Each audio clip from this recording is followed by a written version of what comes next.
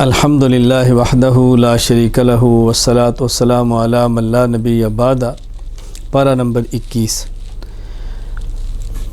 اللہ تعالیٰ نے پارہ نمبر 21 کے آغاز میں تو یہ فرمایا قرآن کریم کی تلاوت کرو، نماز کی پابندی کرو، بطور خاص ان دو چیزوں کا حکم دیا گیا ہے۔ پھر آگے حضور اکرم صلی اللہ علیہ وسلم کی صداقت پر ایک کیسی عجیب دلیل بیان فرمائی ہے کہ دیکھو یہ امی ہیں، انہوں نے دنیا میں کسی آدمی سے نہ پڑھنا سیکھا نہ لکھنا سیکھا، اور مضامین وہ بیان فرما رہے ہیں کہ جس پر بڑے بڑے اہل عقل اور پڑھے لکھے بھی دنگ رہ جاتے ہیں۔ اس کا مطلب یہ ہے کہ سچے رسول ہیں۔ پھر یہاں سورت کے آخر میں، سورۃ العنکبوت کے آخر میں والذین جاہدوا فینا لنہدینہم، ایک ضابطہ بیان فرمایا کہ جو بھی اللہ کے لیے محنت کرتا ہے اللہ تعالیٰ اس کی رہنمائی فرماتے ہیں، راستے کھول دیتے ہیں، منزلوں تک پہنچاتے ہیں۔ تو یہ یاد رکھنا، اگر کسی شخص کا کام ٹھیک ہو، اللہ کے لیے ہو اور مسلسل ہو، اللہ تعالیٰ اس کے نتائج دنیا میں ضرور عطا فرماتے ہیں۔ سورۃ الروم، کیونکہ اس آیت میں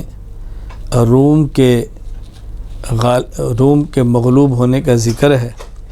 غلبت الروم فی ادنی الارض وهم من بعد غلبهم سیغلبون، کہ روم والے مغلوب ہوں گے پھر غالب ہو جائیں گے چند سالوں میں۔ تو چونکہ سورت میں روم کا ذکر ہے اس لیے سورت کا نام ہی سورۃ الروم ہے۔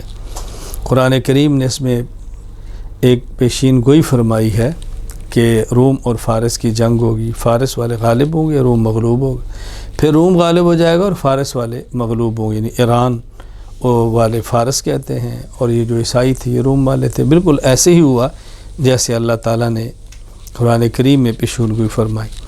پھر اللہ تعالیٰ نے اپنے خالق ہونے کے عظمت کے دلائل بیان فرمائے ہیں، اور یہ بار بار اس کا ذکر ہوتا ہے قرآن کریم میں۔ اللہ تعالیٰ دلائل بیان فرماتے ہیں اور سمجھا کر اللہ تعالیٰ بار بار بیان فرماتے ہیں۔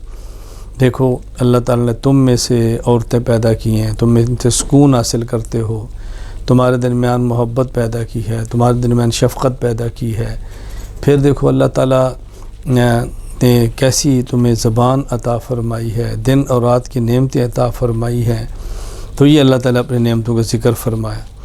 پھر اللہ تعالیٰ نے مثال دے کر بات سمجھائی ہے کہ دیکھو تم اپنے مال میں کسی کو شریک نہیں کرتے تو اللہ تعالیٰ اپنے ملک میں کسی کو کیسے شریک کر سکتے ہیں۔ تو یہ مثال دے کر اللہ تعالیٰ نے شرک کو سمجھایا کہ غلط ہے، اس سے تمہیں بچنا چاہیے۔ پھر اللہ تعالیٰ نے اہل حق کے غالب ہونے کا ذکر فرمایا، فاصبر ان وعد اللہ حق، صبر کرو، برداشت کرو، انشاءاللہ اللہ کا وعدہ سچا ہے اور حق والے ہی غالب ہوں گے۔ سورہ لقمان، چونکہ سورت میں اللہ تعالیٰ نے حضرت لقمان کا ذکر فرمایا، بیٹے کو وصیت فرمائی، اس کا ذکر فرمایا، اس لیے سورت کا نام ہی سورہ لقمان ہے۔ حضرت لقمان دانا تھے، حکیم تھے، اللہ کے ولی تھے، لیکن نبی نہیں تھے۔ حضرت لقمان نے اپنے بیٹے کو سمجھایا کہ بیٹا نمبر 1 شرک کبھی نہ کرنا، معمولی سے معمولی شرک بھی ہو قیامت کے دن وہ آئے گا، شرک کبھی نہ کرنا۔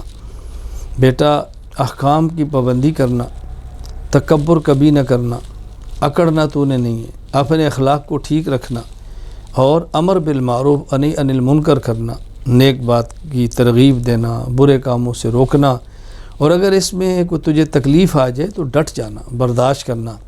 یہ نہیں کہ ہلکی سی تکلیف ہے تم امر بالمعروف و نہی عن المنکر چھوڑ دینا، ایسا کبھی نہ کرنا۔ اور والدین کا ادب کرنا، والدین کا احترام کرنا۔ لیکن اگر والدین تجھے اللہ کے خلاف، اللہ کی معصیت اور گناہ کی بات کریں تو پھر والدین کی بات بھی نہ ماننا، یعنی والدین کی اطاعت کرنی ہے لیکن اللہ کی معصیت اور نافرمانی میں نہیں، اللہ کے حکم کو سامنے رکھتے ہوئے۔ سورہ لقمان کے آخر میں اللہ تعالیٰ نے بطور خاص 5 ایسی باتوں کا ذکر فرمایا۔ ویسے تو عالم الغیب اللہ کی ذات ہے، لیکن سمجھانے کے لیے بات فرمائی۔ ذرا یہ دیکھو، ان اللہ عندہ علم الساعہ، قیامت کے علم اللہ کے پاس ہے۔ وَيُنَزِّلُ الْغَيْثَ، بارشیں اللہ برساتے ہیں، کب برسانی ہے، کہاں برسانی ہے، اللہ ہی جانتے ہیں۔ اور رحم کے اندر کیا ہے اللہ ہی جانتے ہیں۔ دنیا والے تو تب بتائیں گے جب کوئی چیز بن جائے گی، ایک نطفہ ہوتا ہے راہ میں جاتا ہے، اللہ کے علم ہوتا ہے اس نے کل کو کیا بننا ہے اور کل کیا ہونا ہے اللہ جانتے ہیں۔ کس بندے کی موت کب اور کہاں نہیں ہے اللہ جانتے۔ بطور خاص 5 مغیبات کا اللہ نے ذکر فرمایا۔ مومن کا ایک عقیدہ ہے کہ عالم الغیب صرف اور صرف اللہ کی ذات ہے۔ اللہ اپنے پیغمبر کو بھی جتنا بتائیں پتہ چلتا ہے، باقی جتنا نہ بتائے اس کا علم نبی کو بھی نہیں ہو سکتا۔ سورۃ السجدہ، اللہ تعالیٰ نے پہلے قرآن کریم کی حقانیت کو بیان فرمایا۔ ہاں، اس سورت میں چونکہ سجدہ کا ذکر ہے، سجدہ کرنے کا بھی ذکر ہے، اس لیے سورت کا نام ہی سورۃ السجدہ ہے۔ ابتدائی طور پہ قرآن کریم کی حقانیت بیان فرمائی کہ یہ قرآن ایک ایسا ہے جس کے اندر کوئی شک نہیں ہے، کوئی شک نہیں، لا ریب اور لا شک کتاب ہے، اس لیے اس قرآن کریم کے اندر بھی شک نہ کرنا۔ اللہ تعالیٰ نے اس صورت میں بھی اپنی وحدانیت اور اپنی توحید کے اللہ نے دلائل بیان فرمائے۔ پھر اللہ تعالیٰ نے صورت میں مؤمنین، صالحین، ماننے والے اور مجرمین کا حال بیان فرمایا ہے کہ دیکھو مجرم قیامت کے دن سر کو جھکائے کھڑے ہوں گے، ذلت میں ہوں گے، آرزو کریں گے کاش ہم یہ جرم نہ کرتے، آج ہمیں یہ دن نہ دیکھنے پڑتے۔ پھر اللہ سے مانگیں گے اے اللہ میں واپس لوٹا دے، ہم دوبارہ ٹھیک ہو کر آ جائیں، مگر واپسی نہیں ہو سکتی۔ اور مومنین، اللہ اکبر، ان کی آنکھیں ٹھنڈی ہوں گی، اللہ کے مہمان ہوں گے، اللہ کی نعمتوں سے لذت اٹھائیں گے۔ اللہ ہمیں مجرمین کی فہرست سے نکالے، اللہ اپنے بندوں کی فہرست میں ہمیں اللہ تعالیٰ شامل فرمائے۔ اور مومنین کے خاص وصف یہ ہے، یہ رات کو بستر چھوڑ کے اللہ کی عبادت کرتے ہیں، سجدے کرتے ہیں، تہجد پڑھتے ہیں۔ مومن کی شان بیان کی ہے۔ اللہ تعالیٰ ہمیں ایمان والوں کی صفات عطا فرمائے، مجرمین کی گندی صفات سے محفوظ رکھے۔ سورۃ الاحزاب، احزاب حزبن کے جمع احزاب کہتے ہیں لشکروں کو، چونکہ آگے غزوہ احزاب کا ذکر ہے کہ وہ غزوہ خندق جس میں مشرکین سارے گروہ اکٹھے کر کے لائے تھے اسلام اور مسلمانوں کو مٹانے کے لیے، لیکن اللہ نے اسلام کو بھی فتح دی، مسلمانوں کو فتح دی۔ تو چونکہ احزاب کا ذکر ہے اس لیے اس صورت کا نام ہی سورۃ الاحزاب ہے۔ یہاں ابتدائی طور پہ 2 باتیں اللہ تعالیٰ نے جو سمجھائیں ہیں وہ اچھی طرح سمجھ لیں۔ ایک تو یہ کہ ایک انسان کے دل میں 2 دل نہیں ہوتے، ایک دل ہوتا ہے، اس میں خیال 2 آتے ہیں۔ کبھی لوگ کہتے ہیں جی میرا ایک دل یہ کرتا ہے اور ایک دل یہ کرتا ہے، یوں نہیں، یوں کہ میرے دل میں ایک خیال یہ آتا ہے اور ایک خیال یہ آتا ہے۔ پھر آگے مسئلہ بیان فرمایا ہے کہ منہ بولا بیٹا، اس کو والد کے نام سے پکارو، اس کو منہ بولے بیٹے کو منہ بولے باپ کے نام سے نہ پکارو، منہ بولے بیٹے کو اصل والد کے نام سے پکارنا چاہیے، اصل والد کے نام سے لکھنا چاہیے۔ اسی طرح پھر یہاں پہ رسول اکرم صلی اللہ علیہ وسلم کی ازواج بیویوں کو امت کی مائیں فرمایا ہے، ہماری روحانی ماں ہیں۔